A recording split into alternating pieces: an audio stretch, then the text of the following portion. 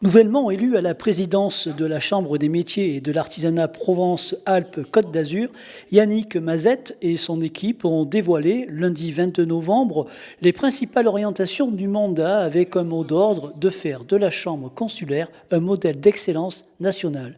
Mais avant tout, un audit s'impose. Premières actions, je vous l'ai dit, c'est l'audit qui va être décidé là tout à l'heure pour faire un état des lieux de la situation. Parce que sans état des lieux, c'est compliqué. On a une volonté politique, on a un programme politique, mais ce programme politique, il doit aussi être adossé à un état des lieux. Voilà. Donc on a besoin de cet état des lieux aujourd'hui dans les différentes directions pour justement se projeter pour les années à venir. Mon ambition, c'est que l'artisanat soit connu et reconnu ici en région, et plus qu'en région, puisque je vous l'ai dit, notre volonté, c'est d'avoir un modèle d'excellence à l'échelon national. Donc c'est que demain, voilà, que l'artisanat soit connu et reconnu dans cette belle région.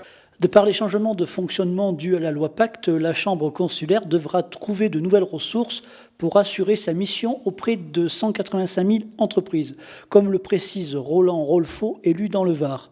On vit une profonde mutation dans notre façon de fonctionner, d'où la notion aujourd'hui, ça a été rappelé aujourd'hui, de clients entre guillemets, c'est-à-dire que pour nous, nos ressortissants sont nos clients, c'est-à-dire que dans cette notion de client, nous en tant que chef d'entreprise élus chambre de métier, on se doit, si vous voulez, on leur doit l'excellence de la qualité des services qu'on leur propose, c'est important.